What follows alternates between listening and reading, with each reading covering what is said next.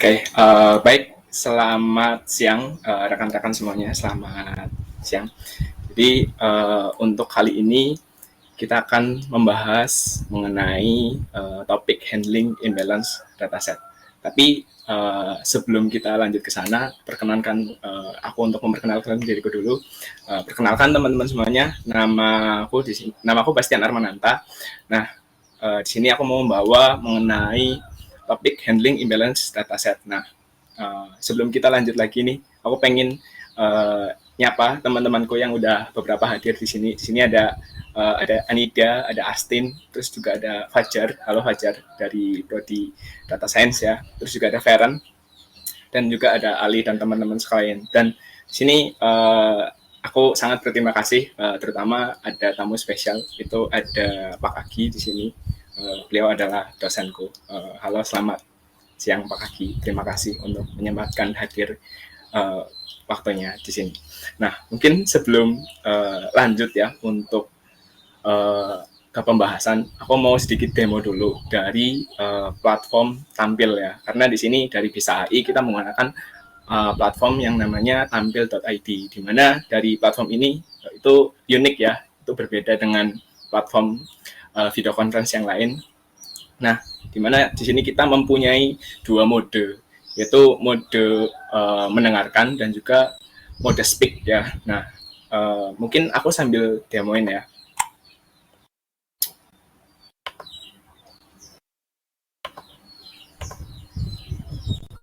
Nah, di sini kalau misal dari teman-teman mau menyalakan mic-nya, silahkan diklik bagian ini dulu untuk live audio. Nanti kalau misal udah diklik di sini, silahkan di live audionya, terus join lagi. Ketika sudah join, nanti akan diberikan dua opsi, yaitu yang mic atau yang headset.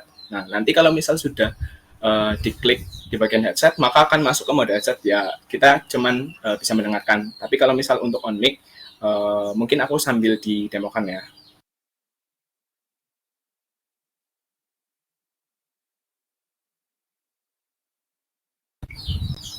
Oke, jadi caranya seperti itu.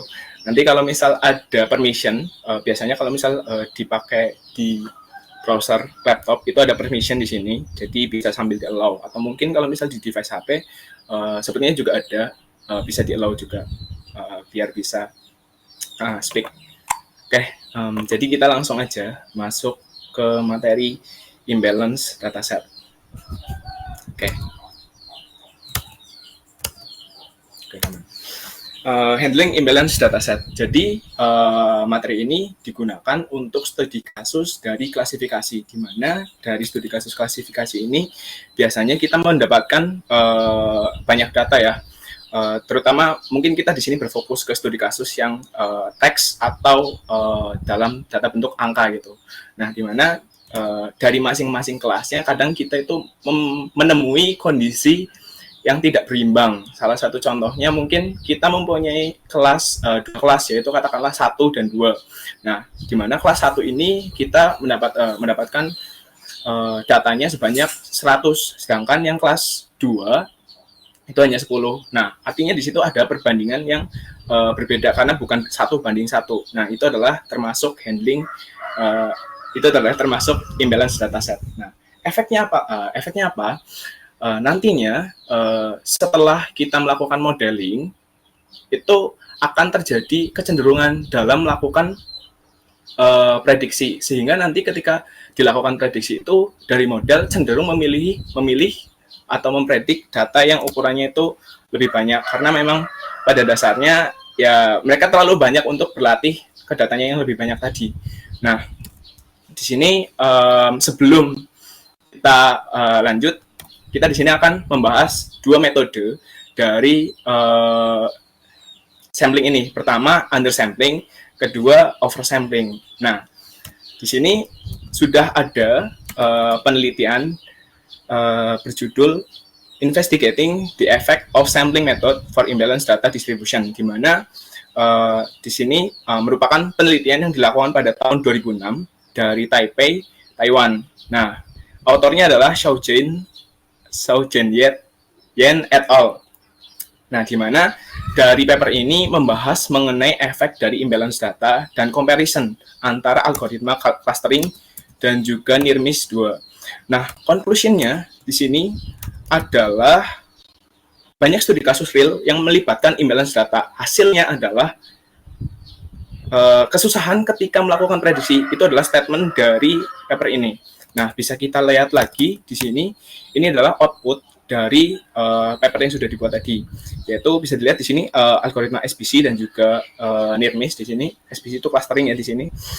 Itu dia menampilkan sebuah grafik yang ya di situ ada gap, tapi kita bisa lihat di situ gapnya itu tidak terlalu jauh, berbeda dengan yang lain. Nah, ini adalah grafik yang sudah dilakukan balancing data. Jadi di situ kecenderungan untuk memilih suatu kelas yang lebih tinggi itu semakin minim. Nah, lanjut di sini ada penelitian lagi dengan judul Hybrid Preprocessing Technique for Handling Imbalance Data Detecting Outliers for KNN Classifier, di mana dari paper ini membahas mengenai algoritma KNN dan menggunakan dataset dari UCI, di mana datasetnya di sini juga sama-sama imbalance ya. Nah, konklusinya apa di sini? Kualitas dari data input menentukan data output. Itu adalah statement dari paper ini. Preprocessing data dapat meningkatkan kualitas dari data output. Jika data imbalance, maka kesempatan meningkatnya tingkat false negatif akan tinggi ya. Nah, kita bisa lihat lagi di sini, ini adalah hasilnya dari penelitian yang tadi. Bisa dilihat di sini, untuk dataset yang belum di sampel itu antara precision, recall, dan juga F1 score-nya itu cenderung tidak terlalu bagus, karena di sini untuk presisinya 60%, recall-nya juga 60%, dan F1 score-nya di sini untuk yang belum di pre-processing itu 60% juga. Nah, tapi ketika sudah di sampling, maka akurasinya itu akan meningkat dari sisi precision, recall, dan juga F1 score. Nah, itu yang akan kita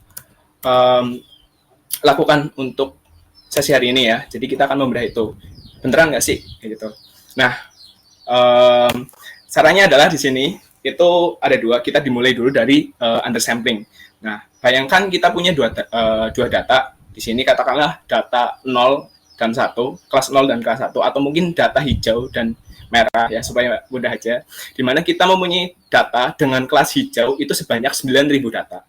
Sedangkan data yang kelas merah itu 1.000 data. Nah, bisa kita lihat ya di sini ya. Artinya di sini sangat tidak berimbang. Masa 9.000 lawan 1.000, cemen gitu. Nah, di sini ketika kita melakukan undersampling adalah mengikuti dengan data yang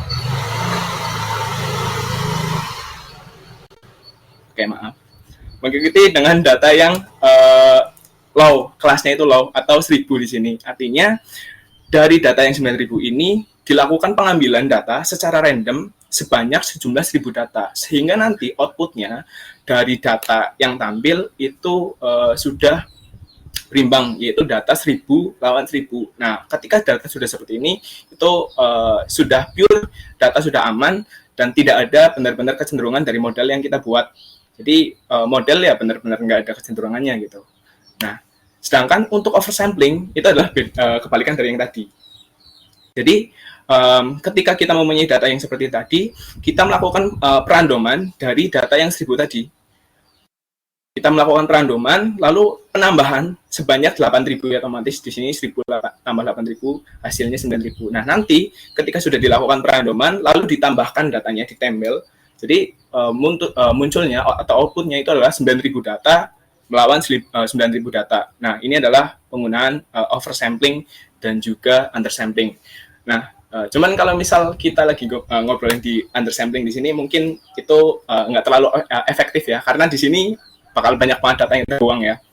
Karena ya kita, kalau misal datanya download sih nggak masalah gitu, tapi mungkin kalau misal kita datanya crawling gitu, atau mungkin kita beli gitu, mungkin rada sakit hati gitu ya.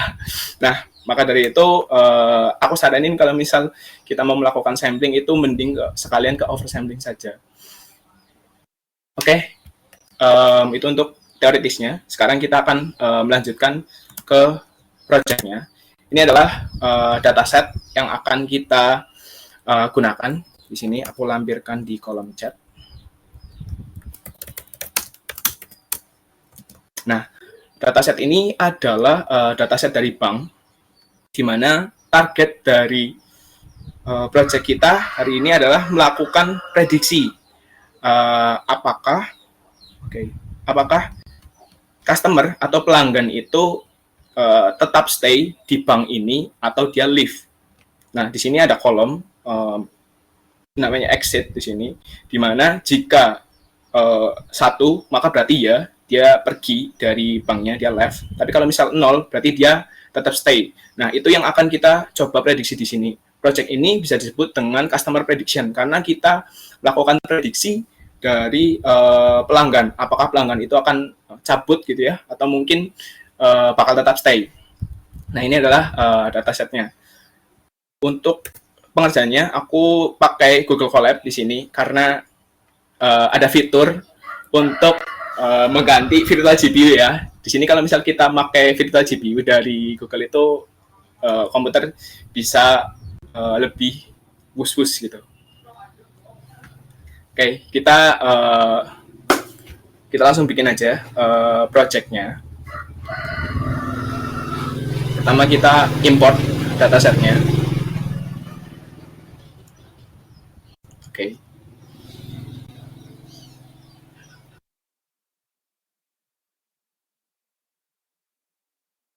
Ya. Oke, udah connect. Alhamdulillah guys. Oke, ini aku udah mounting juga dari Google Drive-ku. Dan aku juga udah upload dataset yang tadi. Ini datasetnya, kita copy aja langsung. Dan aku pengen gini, terus gini. Oke, biar lebih rapi ya. Seperti biasa, step yang kita lakukan pertama itu import ya, import dataset, import library yang kita butuhkan. Di sini kita butuh pandas, terus juga NumPy, dan juga untuk visualisasi itu ada Matplotlib dan juga Reaper.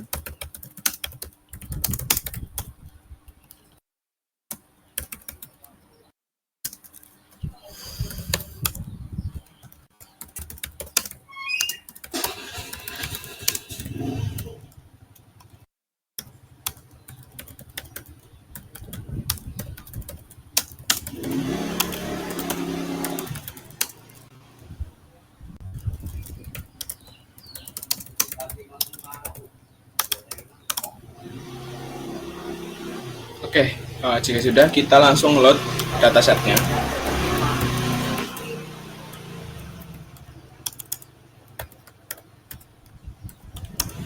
Kita cek. Nah, ini adalah bentuk dari dataset kita.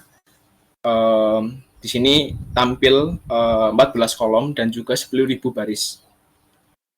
Nah, untuk step pertama, kita melakukan step pertama dari project ini adalah kita melakukan namanya EDA atau Explore Data Analysis. Kita lihat masing-masing kolom itu memiliki arti apa. Nah, bisa dilihat di sini ada row number, baris, customer ID, dan juga surname. Surname itu nama keluarga, dan di sini ada credit score, geografi, tempat tinggal mereka, terus gender, male dan female, age, umur, tenure ini adalah masa jabatan atau masa berapa lama dia ada di bank ini. Terus ada balance, name of product, credit card, active member, salary atau gaji, dan juga exit. Nah, di sini kita bisa lihat ada kolom-kolom yang kita rasa itu tidak diperlukan, yaitu kolom row number, customer ID, dan juga surname. Karena di sini kolom yang tidak berpengaruh ya dari model yang nanti kita akan buat. Maka dari itu, karena ini tidak berpengaruh, kita bisa melakukan yang namanya dropping. Aku pengen tambahin section baru. Oke. Nah, di sini kita bisa drop dari 3 kolom di atas ya.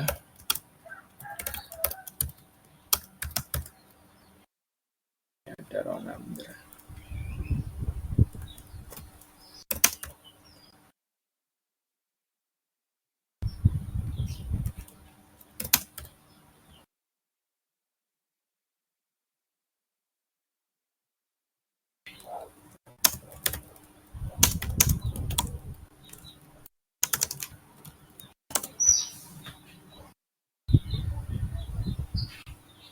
Oke, jadi kita di sini sudah melakukan drop dari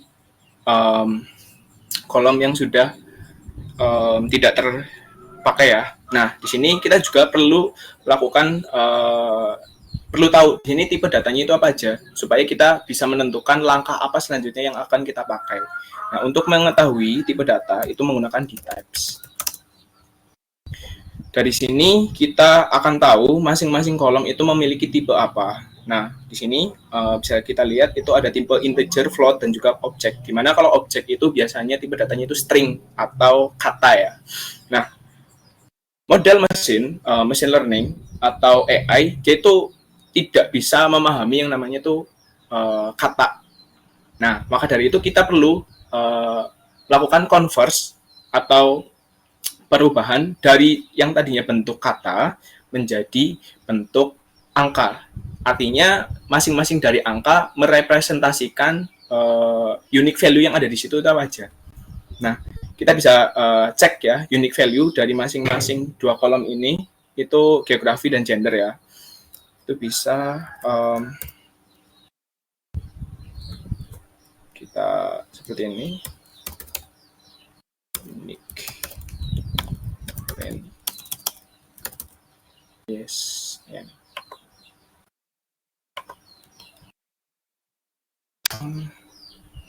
Oke. Nah, sekalian ya sama gender. Gender harusnya male sama female ya. Tapi siapa tahu ada perbedaan. Oke, jadi ini adalah unique value dari masing-masing kolom, terutama kolom geografi dan juga gender.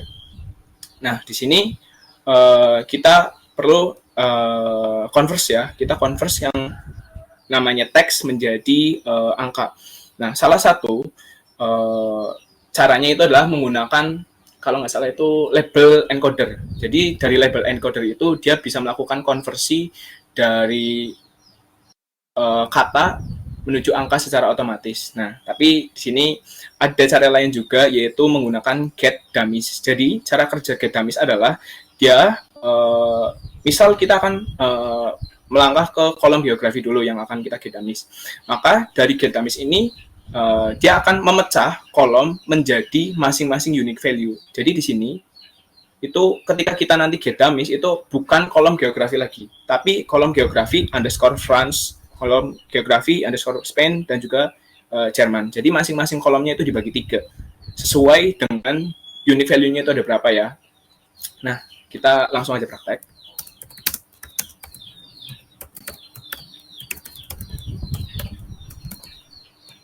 Kita perlu declare dulu datanya dari mana, itu dari df dan kolomnya.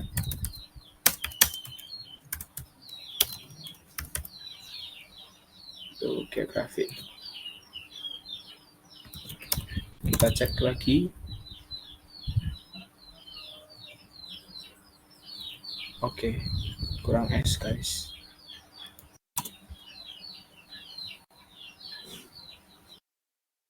Oke, mantap.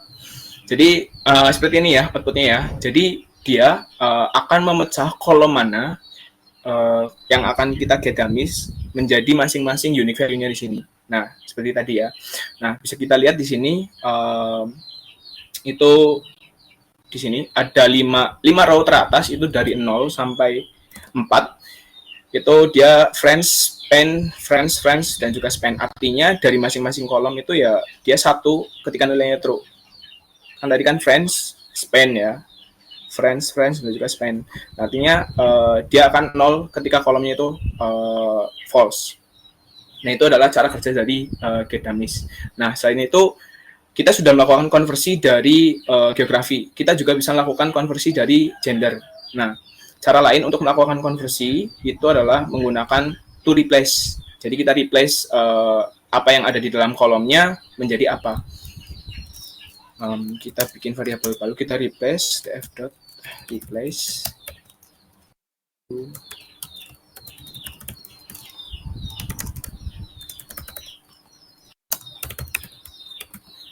katakanlah female kita ganti 0 dan juga male menjadi 1.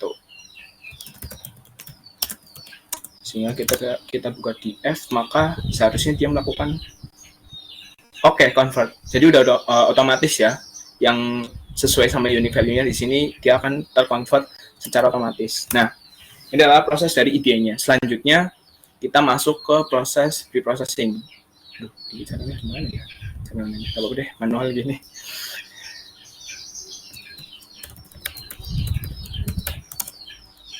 Nah, sebenarnya data seperti ini itu bisa dikatakan data yang sudah matang. Kenapa? Karena di sini tuh sudah dalam satu tipe yang sama.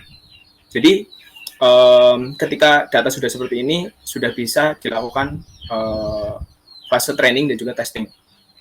Tapi kita cek lagi datanya, apakah ada sesuatu yang bisa kita maksimalkan di sini. Nah, kita bisa cek lebih detail dengan menggunakan describe.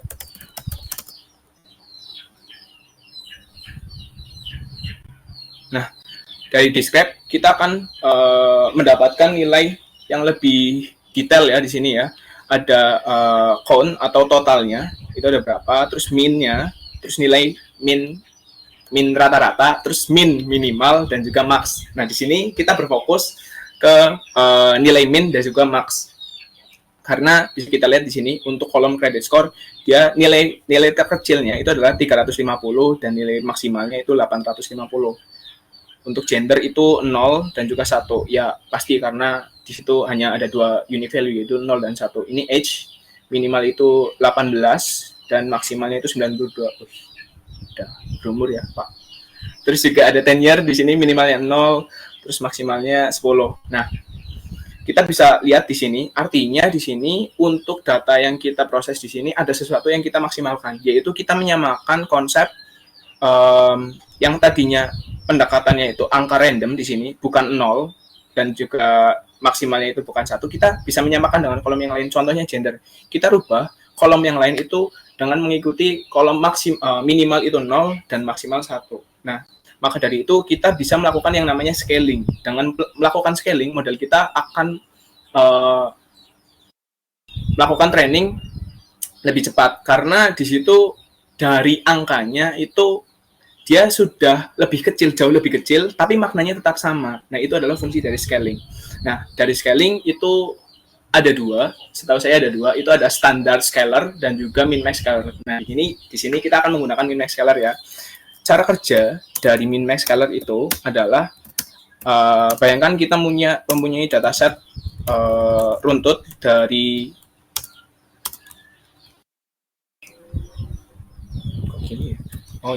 dari 1 sampai 10. Nah, fungsi min-max scalar adalah dia melakukan perubahan dari nilai terkecil menjadi 0 dan juga nilai maksimal menjadi 1.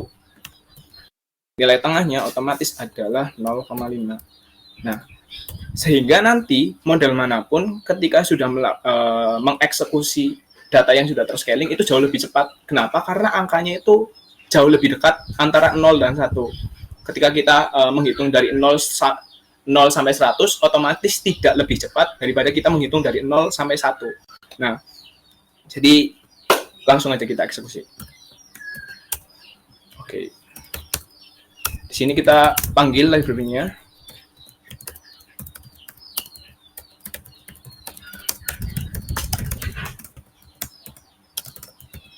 Oke. Lalu kita panggil lagi scalar, katakanlah.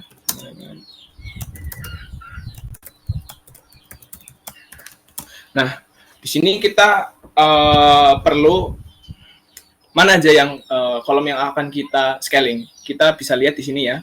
Artinya yang kita scaling itu yang minimalnya itu bukan 0 dan maksimalnya itu bukan 1. Berarti di sini kita bisa ambil kolom credit score ya. Credit score, age, tenure, dan juga yang lainnya. Nanti kita sambil proses. Kita bikin kolom gitu. Kolom apa aja nih? Kok copy? Oke, di sini kita menggunakan fitur copy paste ya, karena ya ada fitur ya kita pakai itu. Terus ada age juga.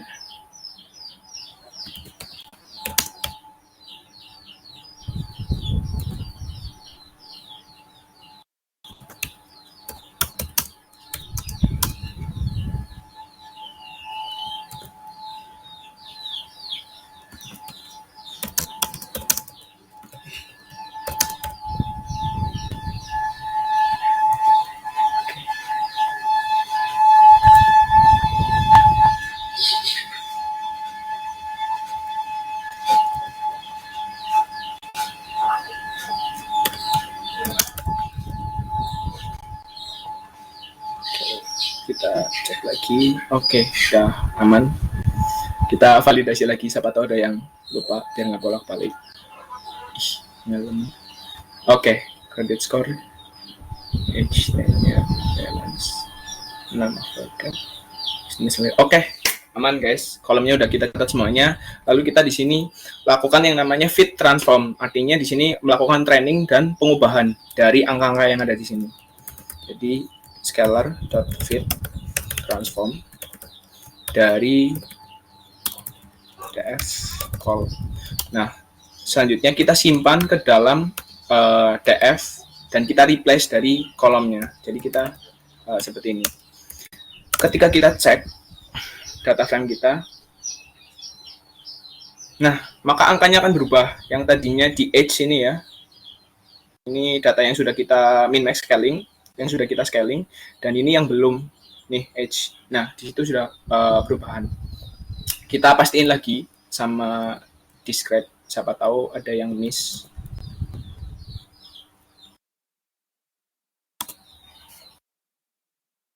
Oke, data udah 01 semua.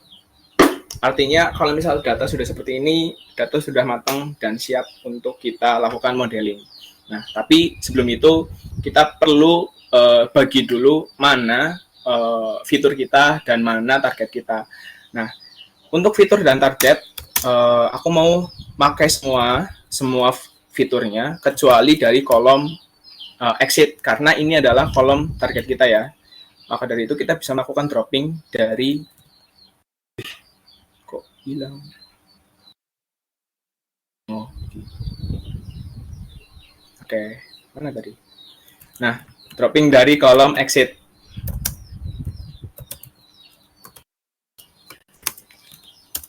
Nah, selanjutnya untuk Y-nya otomatis dari yang exit tadi. Oh, kurang drop. Oh, guys, lupa.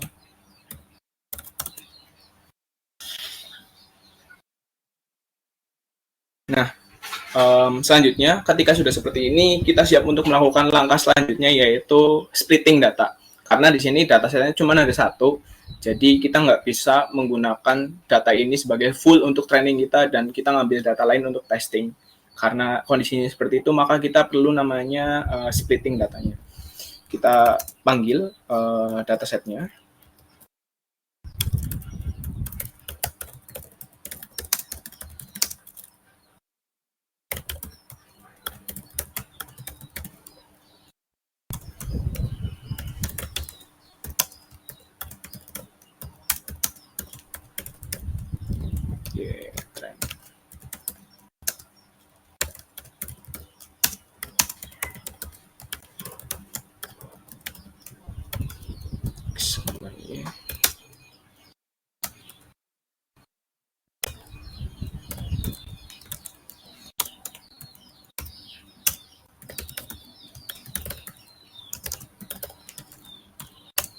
Oke. Oh, typo.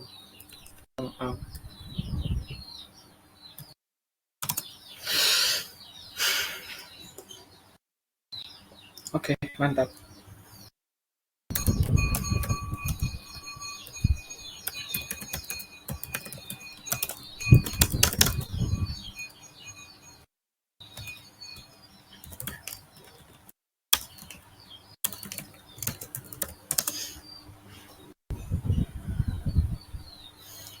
Oke, ini adalah data yang sudah kita bagi ya, karena total datanya itu 10.000 row, maka ketika kita melakukan pembagian 70-30 ini, kita melakukan pembagian 70% untuk training dan 30% untuk testing, di mana 70% adalah 7.000 dan 30% adalah 3.000. Nah, kita bisa lihat untuk kondisi pertama dari target kelas kita.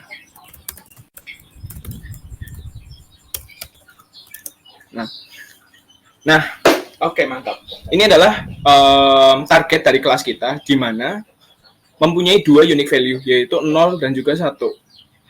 Di mana 0 itu sekitar 8.000-an, hampir 8.000, dan 1 itu hanya 2.000-an. Artinya di sini sama ya kayak yang tadi itu imbalance datanya, itu nggak imbang. Nah, untuk yang pertama kita di sini akan melakukan mungkin sekitar 4 skema untuk pembuatan model nanti.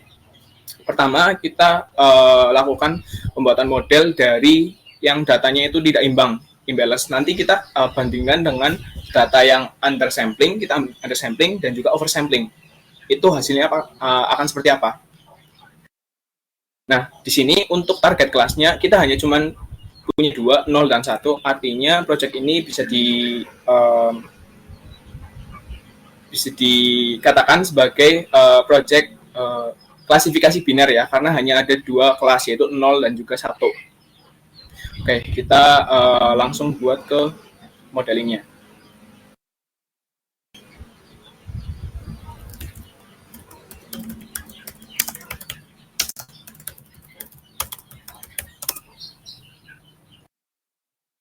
Nah, untuk modelnya aku pengen dari yang aku buat itu model deep learning. Jadi kita di sini nggak pakai machine learning, langsung aja kita panggil library-nya.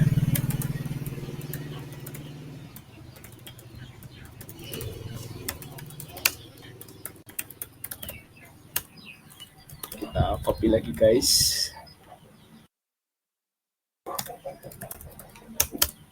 Nah, otomatis deep learning kita menggunakan layer dense ya. Untuk pertama yang kita masukkan di sini adalah input layer. Jadi kita akan membuat input layernya dulu. Nah, di sini kita tentukan neuronnya itu ada berapa. Kalau dari aku mungkin katakanlah 500 ya untuk neuronnya. Oke. Selain itu kita juga inputkan namanya parameter input shape. Nah, input shape yang kita masukkan adalah ini di bagian xtrend, di bagian sini 12. Artinya xtrend.shape array ke 1. Karena ketika kita lihat xtrend itu isinya seperti ini ya, otomatis 7000 row dan 12 kolom. Nah, yang mau kita masukkan adalah ini. Masing-masing kolomnya itu karena itu sebagai fitur ya. Jadi yang kita masukkan di sini xtrend.shape array ke 1. Lalu jangan lupa kita masukkan aktivasi di sini. Nah, untuk aktivasi di deep learning itu ada banyak ya, ada ReLU, Liqui-ReLU, Sigmoid, Softmax dan lain-lainnya. Itu mempunyai karakteristik masing-masing ya. Tapi kalau misalnya di antara kebanyakan itu yang paling terkenal adalah ReLU. Di mana cara kerjanya dia akan melakukan ketika angka itu 0 atau di bawah 0, dia akan membulatkan menjadi 0. Tapi ketika angkanya itu lebih dari 0, dia akan angkanya itu tetap tidak diubah apapun. Itu adalah fungsi dari aktivasi ReLU. Nah, kita sudah tetapkan input layer di sini. Selanjutnya kita tetapkan hidden layer-nya. Di sini 600. Dan kita nggak perlu deklarasi input shape lagi untuk di hidden layer karena dia udah tahu input shape-nya berapa, langsung ke aktivasi. Nah, di sini aku pengen punya 6 layer. Kita copy guys. Ada hitung 0, lupa. Nah, 6. Oke, dan masing-masingnya itu naik 100. Berarti 7, 8, 9, 10, ini ya 1100. Nah, jadi ini jumlah ini adalah model yang dibuat ya dari input layer dan juga hidden layer. Yang terakhir kita tentukan output layernya.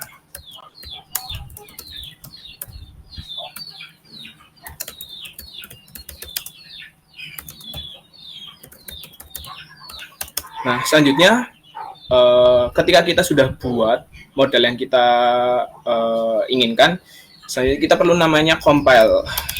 Model.compile. Parameternya ada optimizer.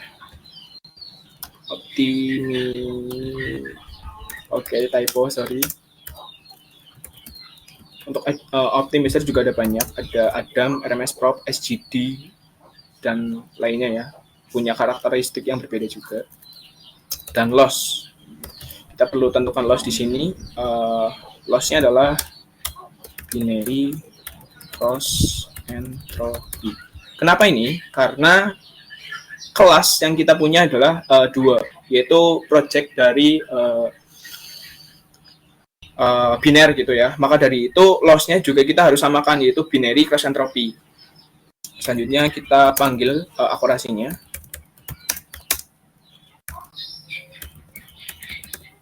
Oke, lalu kita run. Apakah ada error? Oh iya, lupa guys. Kita belum panggil.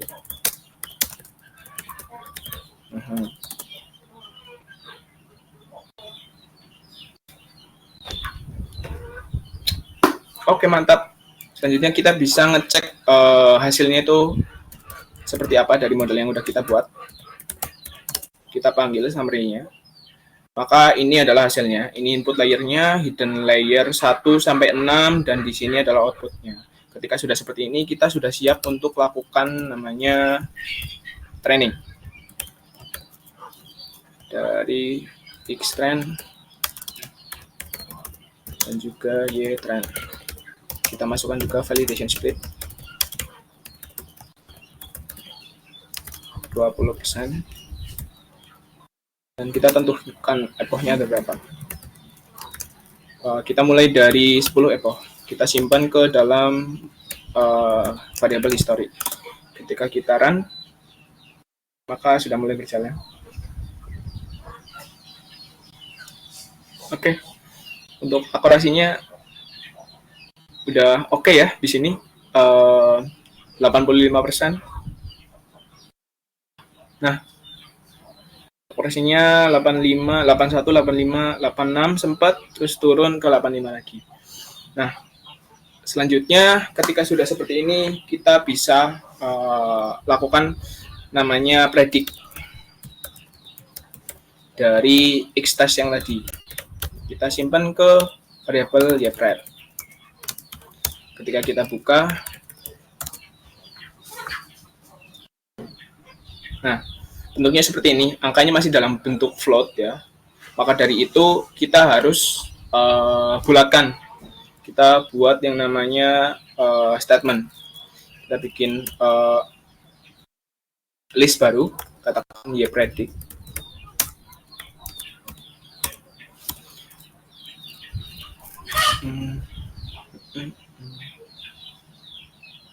Oke, kita lakukan looping.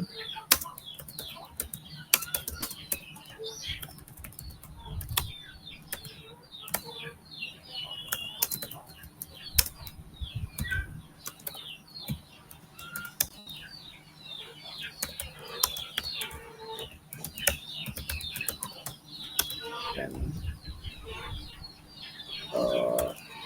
satu else. Predict and no. Nah, artinya di sini kita lakukan pembulatan ya.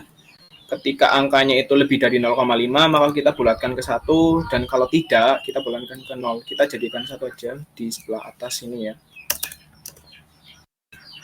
Oke.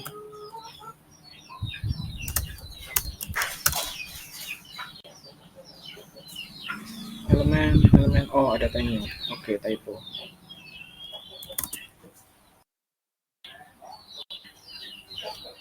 Oke, mantap.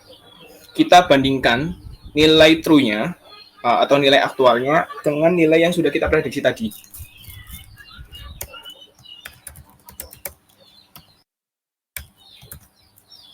Sepuluh.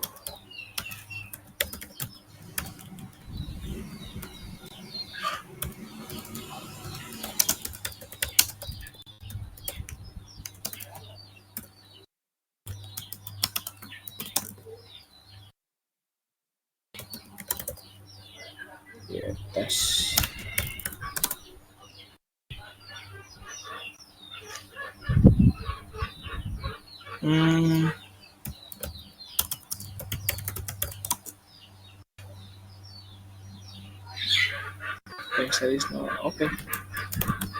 Oke, jadi di sini ini adalah nilai prediksinya, dan juga kita bandingkan nilai prediksi dan juga nilai aktualnya. Di sini kita mengambil 10 nilai prediksi yang pertama, itu untuk nilai prediksi dari 0 sampai 10, dia memprediksi bahwa nilainya itu 0. Sedangkan untuk nilai aktualnya itu hampir benar ya, kecuali di sini untuk yang ke-9 dia harusnya 1. Jadi untuk 10 prediksi pertama itu bisa kita katakan oke ya untuk modelnya. Tapi kita juga bisa bentuk dalam visualisasi. Nah, di sini kita visualisasikan antara nilai yang prediksi dan juga nilai yang aktual. Jadi supaya kita lebih enak untuk melihatnya.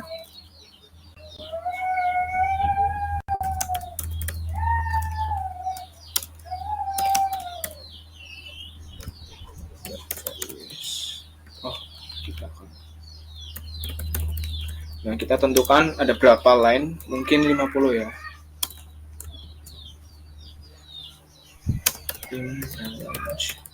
Data.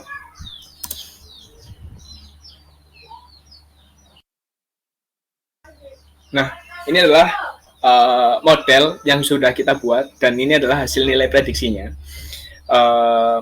Dari sini itu 50 data pertama, itu visualisasinya bentuknya seperti ini.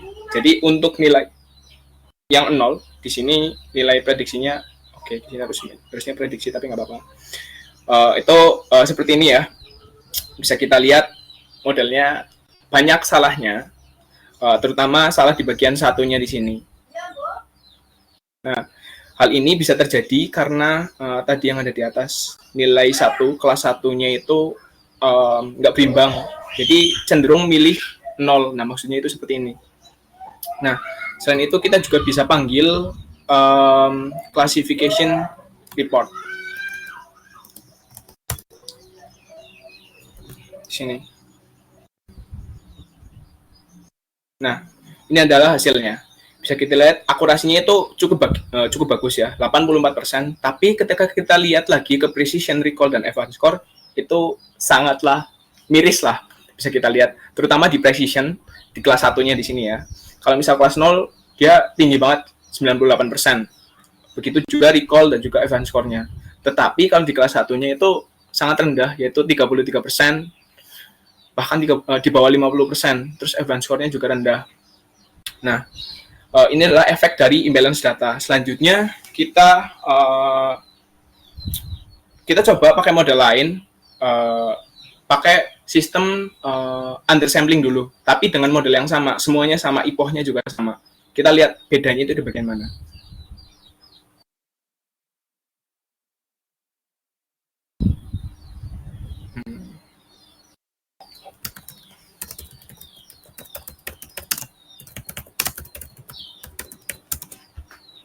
Oke.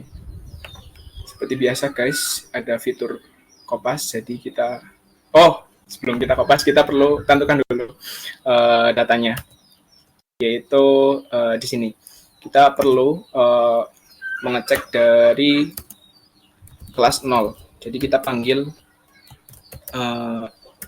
datanya yang sama dengan 0.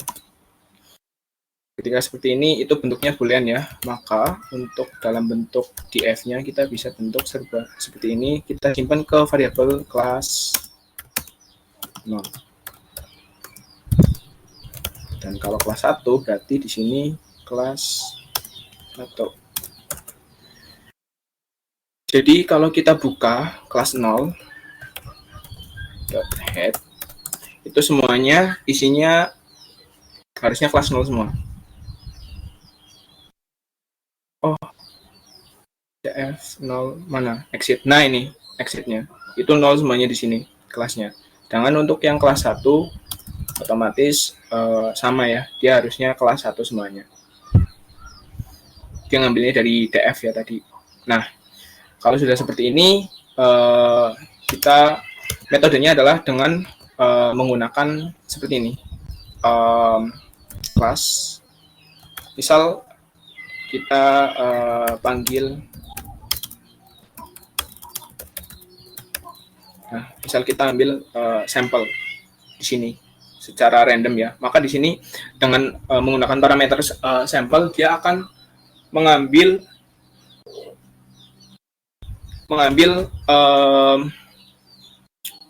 nilainya secara random loh, jumlah row-nya yang ada di sini.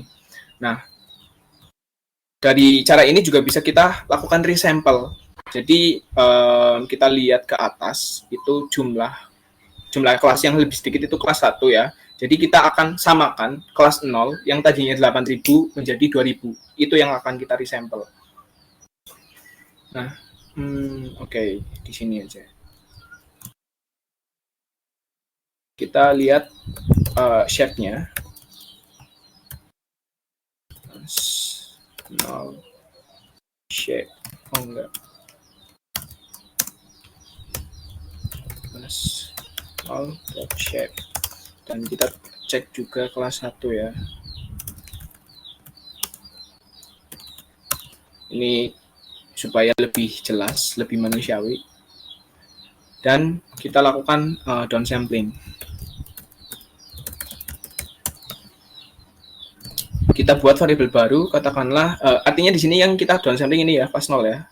Berarti kelas 0 downsample adalah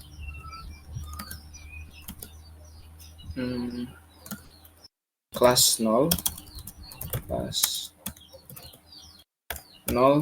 sample dari jumlahnya itu ada berapa di sini kelas 1, atau berarti di sini bisa kita katakan kelas 1 shape array ke 0 ya.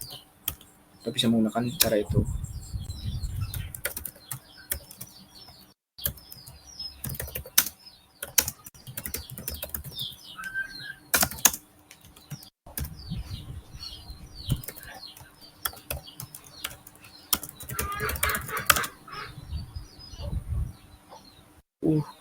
Kok gini? Oh, shape. Maaf guys. Oke, mantap. Jadi ini yang sudah kita downsampling ya, kelas 0 dan juga kelas 1 itu sudah sama 2037. Nah, ketika sudah sama artinya sudah balance. Nah, selanjutnya kita satukan nih. Kita satukan antara kelas 0 downsample dan juga kelas satunya dengan menggunakan concat. pd.concat dari kelas 1 dan juga kelas 0 downsample. Kita simpan ke variabel df downsample.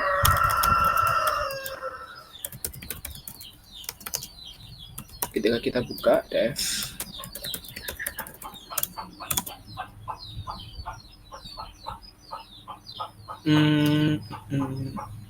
oh sorry guys, ada yang ketinggalan di sini, kurung siku. Nah, nih, jadi total datanya itu adalah 2037 dikali 2, itu totalnya 4047.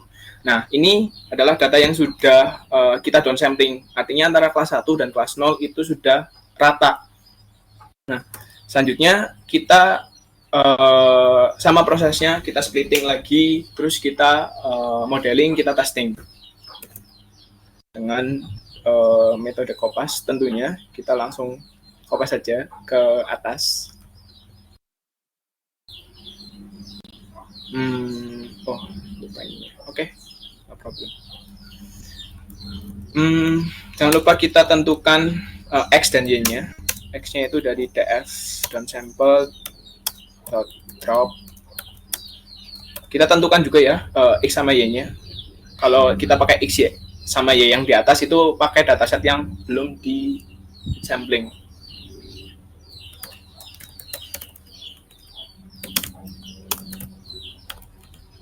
Sedangkan y-nya adalah dari exit. Kok ini? Oke, kita cek datanya, terus kita boleh print supaya lebih mana ya tadi ya, lebih jelas. Kita bagi menjadi 70-30 ya. sama kayak yang di atas. Itu hasilnya seperti ini. Kita punya 2.851 untuk training dan juga 1.223 untuk testing. Lanjut kita bikin modelnya. Nah, ini kita pakai model yang sama ya, sama yang di atas. Dan optimisir sama terus dan lain-lain. Jadi kita cuman di sini kita analisa di situ perbedaannya itu bagian mana. Kita nggak perlu sambil kelamaan. Langsung ke takutnya kelamaan. Kita langsung ke proses training. Nah, di proses training kita lihat untuk akurasinya di sini dia turun ya. Yang tadinya di sini bisa kita lihat itu akurasinya 84. Tapi ketika datanya kita undersampling itu turun menjadi 87. Nah, kita lihat lagi lebih detailnya. Itu ada perubahan apa lagi di situ. Kita bisa lakukan namanya prediksi. Dan prosesnya sama kayak tadi. Kita bulatkan nilainya. Lalu kita bisa visualisasikan.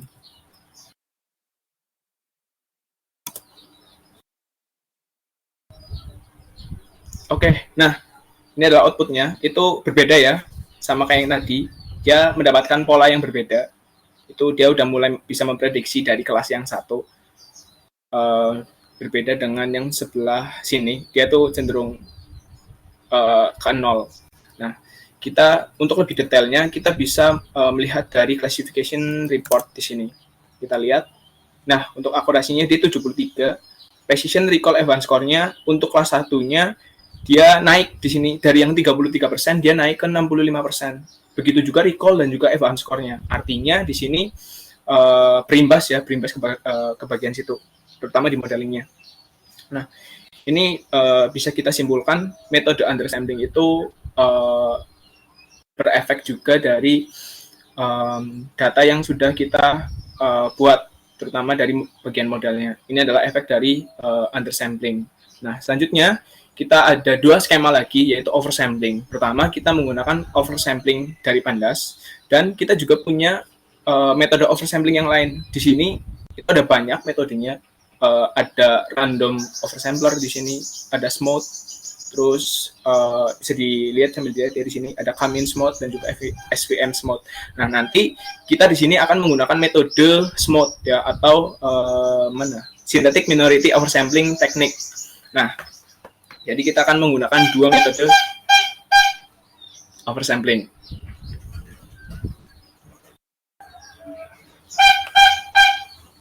Oke. Kita bikin skema baru.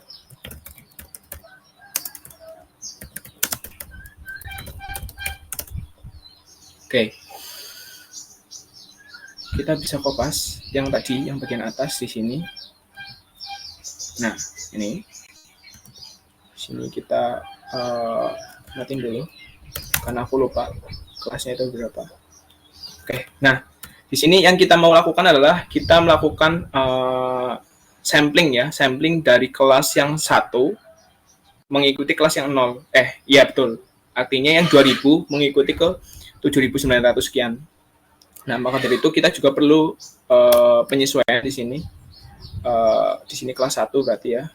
Kelas 1 sampel dari kelas 0.shape mengarah ke 0.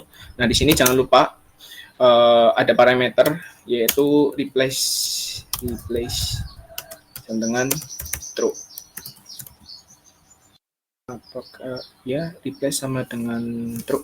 Karena kalau misal kita nggak dideklarasiin, itu dia basicnya itu false, jadi harus diubah menjadi replace sama dengan true. Maka ketika kita maka dia akan melakukan sampling secara otomatis dari yang tadinya 2030 sekian menjadi 7.900 sekian. Nah, ini artinya sudah tersampling ya. Lalu kita lanjut. Kita gabungkan.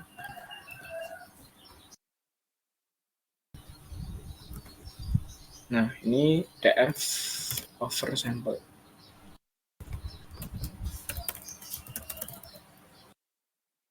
dari kelas 1. Kok kelas 1 down sample? Oke, oversample. Maaf guys, ada yang lupa.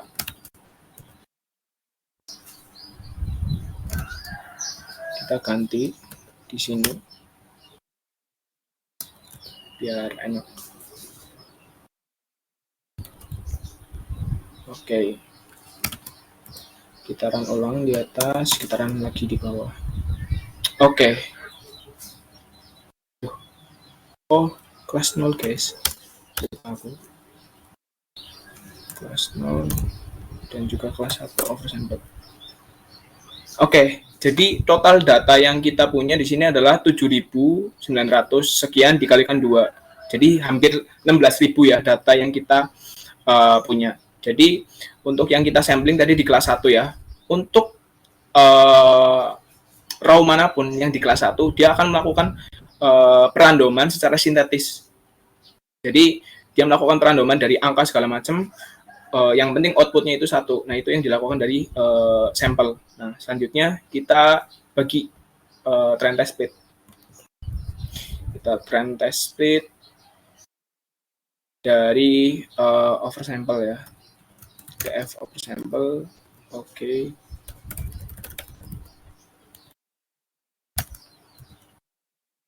Sama kita run. Lanjut kita buat modelnya sama seperti di atas, kita run lagi. Udah kita copy lagi.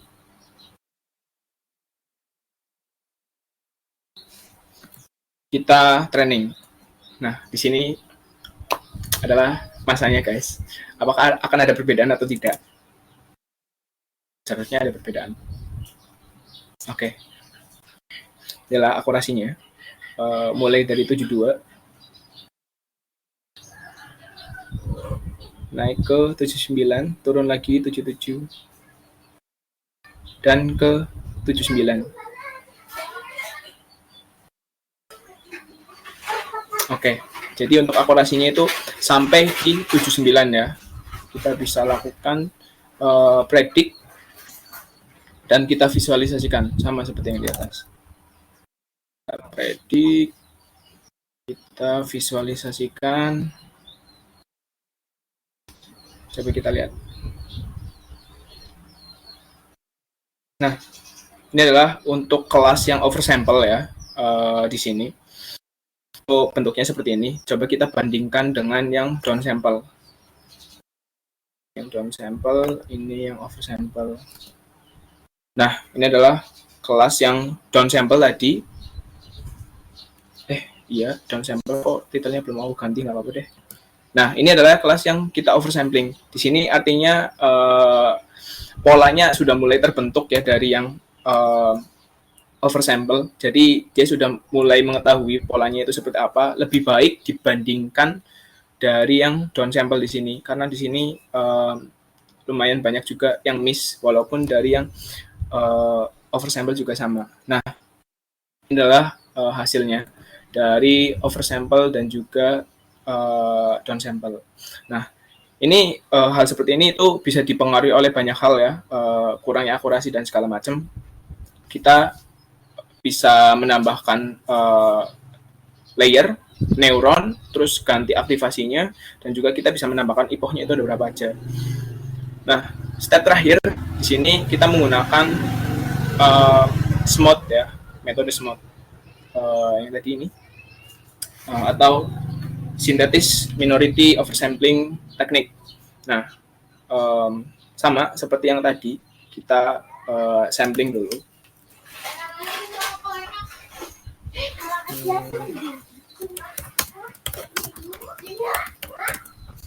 Oke.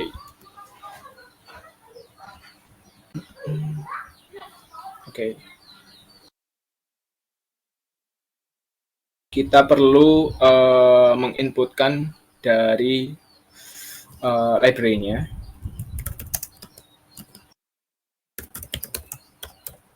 Oversampling.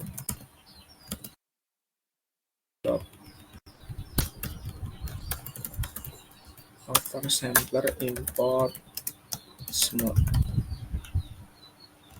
Apakah benar? Kita sambil cek, guys. Oke, imbalance oversampling.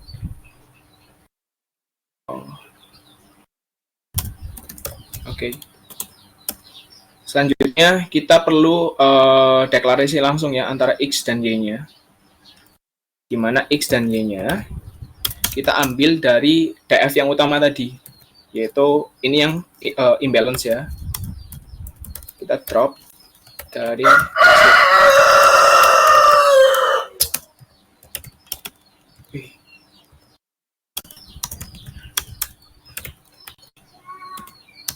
dan Y-nya kita mengambil dari DF. Nah, ini adalah X dan Y. X dan Y-nya ketika kita print itu shape dan juga period shape. Ini adalah dataset yang utama tadi ya. Nah, selanjutnya kita panggil dari library-nya, yaitu kita bikin variabel baru smooth.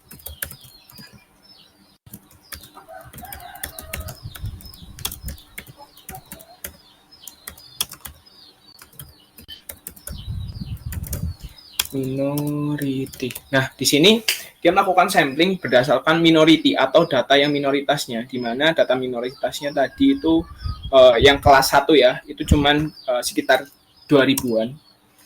Nah, kita perlu declare dengan sampling strategi. Nah, kita bagi ke X.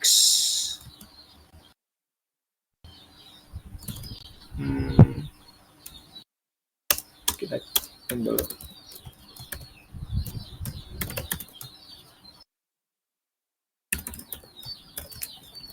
kita pastiin lagi ya. Outnya lupa aku. Oke, benar. Kelas 1 yang kita akan resample dengan smooth. Kalau udah, kita bagi X smooth dan juga Y smooth dan training. Resample antara X dan juga Y, sehingga ketika kita print dari X sm.shape dan ysm.shape itu muncul hasilnya seperti ini. Nah, ini adalah kelasnya yang belum di resample. Nah, ini yang sudah kita sampling ya. Jadi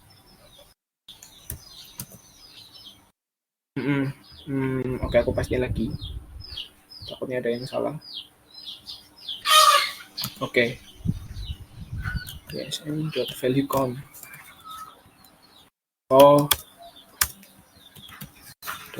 value count, sorry guys.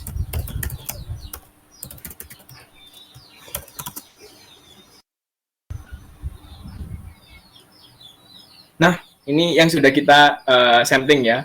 Jadi dia sama dengan menggunakan sampling dari Pandas, tapi ini menggunakan teknik dari Smooth. Nah, kalau sudah seperti ini, kita bagi lagi trend template.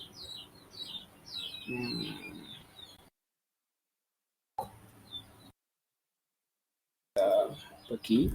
Di sini kita nggak perlu declare ini, kita udah declare. Kita masukkan di sini XSM dan juga YSM. Oke, sudah seperti ini. Kita langsung lakukan training dan juga testing. Di sini modelnya sama, lalu kita training di sini.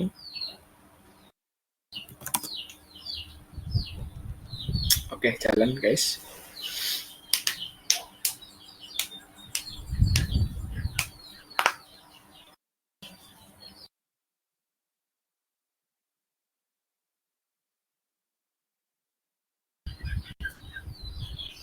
Oke.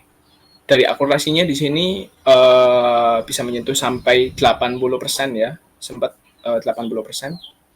Dan ketika kita predik dan juga visualisasikan, coba kita lihat itu akan seperti apa.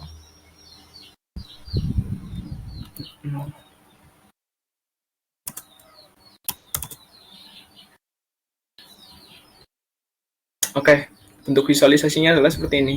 Coba kita bandingkan dengan model yang tadi, yang ini ya. Ini adalah yang oversampling dari Pandas dan ini dari Smooth. Nah, ini yang dari Pandas dan ini dari Smooth. Di sini ada perbedaan ya dari Smooth dan juga Pandas. Itu bisa ditingkatkan dengan melakukan kustomisasi dari layer dan juga jumlah layernya, jumlah neuron, aktivasi dan juga yang lain-lain. Nah, di sini kita bisa lakukan evaluasi. Coba kita cek untuk evaluasinya itu seperti apa. Tadi kita belum cek yang ini. Coba deh. Classification report dari yang Smooth. Oke. Nah, untuk yang Smooth, kita bisa lihat akurasinya itu 80% dengan precision F1 score dan juga recall. Itu yang bisa dikatakan tidak terlalu jauh gapnya. Artinya model yang kita buat di sini bisa dikatakan stabil. Karena antara precision, recall, dan F1 score itu dia tidak terlalu gap yang banyak antara kelas 1 dan juga yang lainnya. Coba kita sambil show di sini 100 data ya.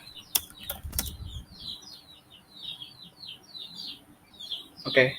Kok pusing ya? Tapi nggak apa-apa. Nah, jadi seperti itu guys untuk penggunaan dari sampling. Kita di sini menggunakan 4 skema, yaitu yang imbalance data, undersampling, oversampling, dan juga oversampling menggunakan Smooth. Di mana untuk oversampling ini masih banyak ya metode yang lain, ada random oversampler dan juga yang lainnya. Mungkin dari rekan-rekan kalau misal mau sambil mencoba, aku lampirkan linknya. Nah, sampai sini mungkin dari rekan-rekan ada sesuatu yang mau dibahas atau didiskusikan, silahkan bisa raise hand dan juga on mic atau bisa melalui public chat. Silahkan teman-teman.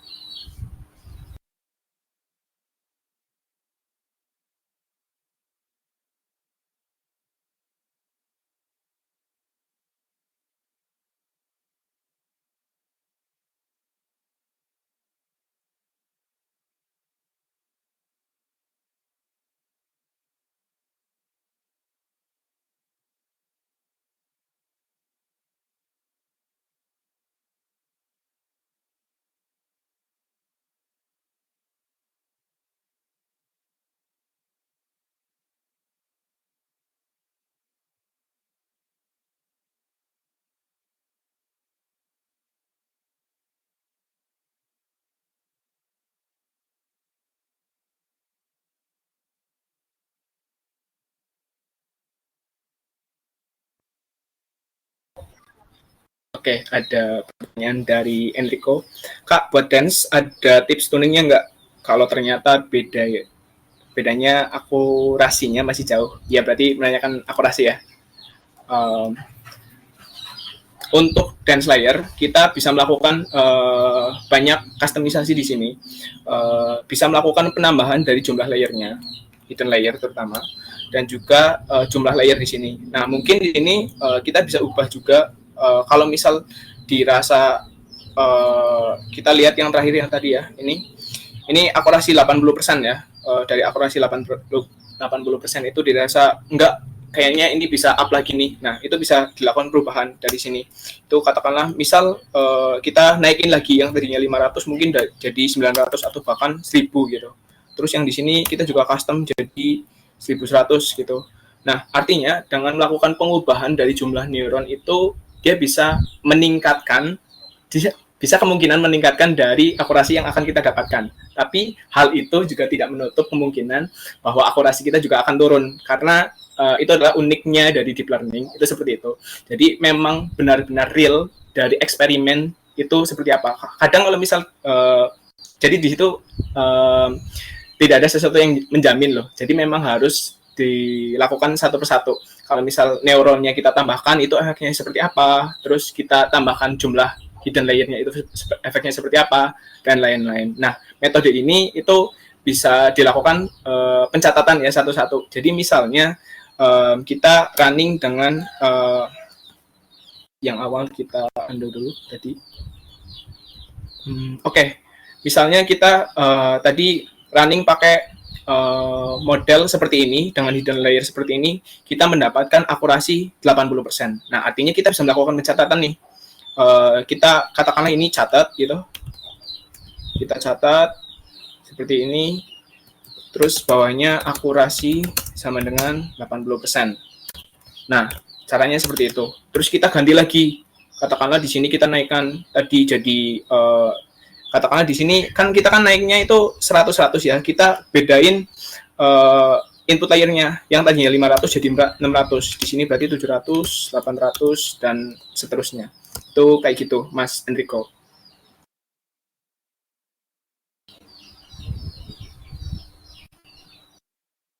Oke, kira-kira dari Mas Enrico ada terjawab nggak ya?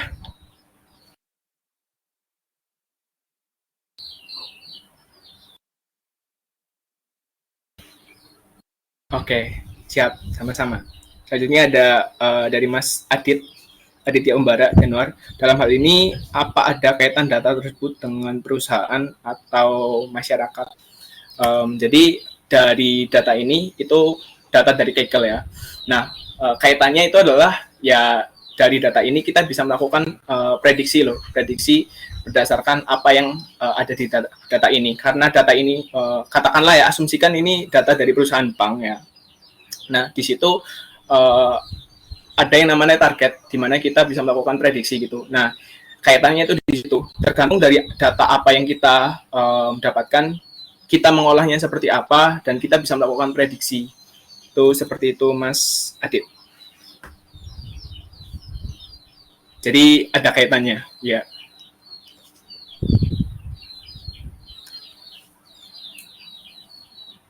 Oke, sama-sama, Mas Adit. Mungkin dari yang lain, silahkan.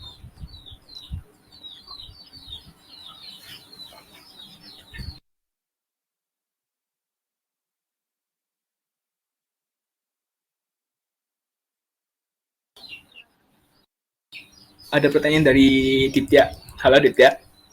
Mas, tadi kan ada jenis kelamin bisa dirubah ke numerik. Apakah data nama juga bisa dinumerikkan? Bisa.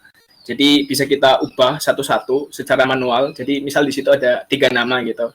Ada saya, Bastian, Ditya, sama Adit. Tadi kita ubah satu-satu. Ya, yang namanya Bastian kita ubah jadi 1, terus Ditya 2, terus Adit 3. Itu bisa secara manual kayak gitu.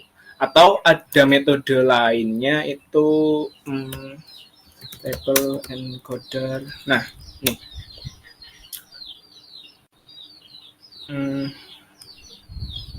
Nah, ini adalah label encoder, di mana kita bisa berfokus ke mana? Nah, ini ke sini. Di sini dia mempunyai list data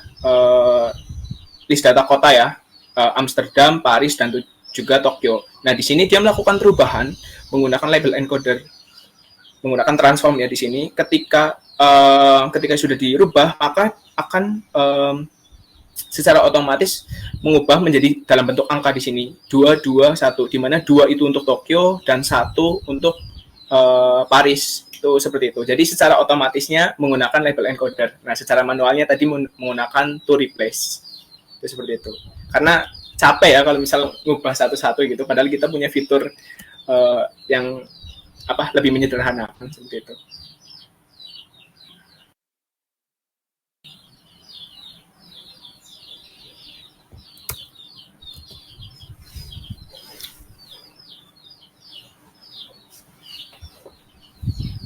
Oke, sama-sama Ditya.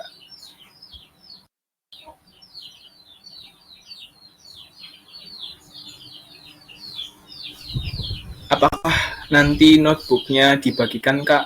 Boleh, boleh dibagikan. Ini boleh buat diakses di uh,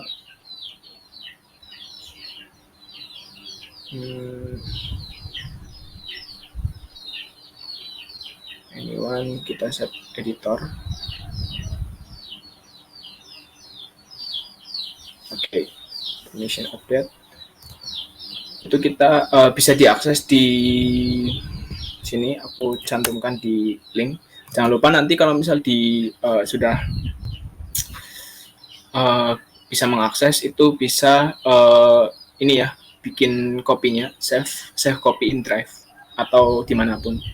Jadi biar nggak replace seperti itu.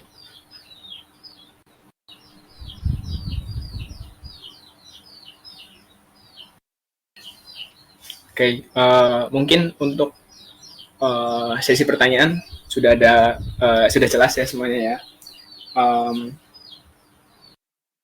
Untuk sesi kali ini aku mau langsung tutup dari pertemuannya. Terima kasih untuk rekan-rekan yang sudah mengikuti dari awal hingga akhir. Makasih teman-teman. Di sini aku lihat ada Adel, ada Asti, ada Nida, Astin, Ditya juga, ada Puspa. Itu dari teman-teman kampus dan juga teman-teman yang lain yang belum bisa kesebut. Dan juga ada tamu spesial di sini, Pak Kaki. Terima kasih atas waktunya, Pak Kaki. Mohon maaf teman-teman jika ada sesuatu yang salah tadi. Posisinya masih belajar ya di sini ya, jadi sama-sama belajar aja. Aku tutup sesi kali ini. Sekian teman-teman semuanya. Assalamualaikum warahmatullahi wabarakatuh. Selamat sore semuanya. Terima kasih.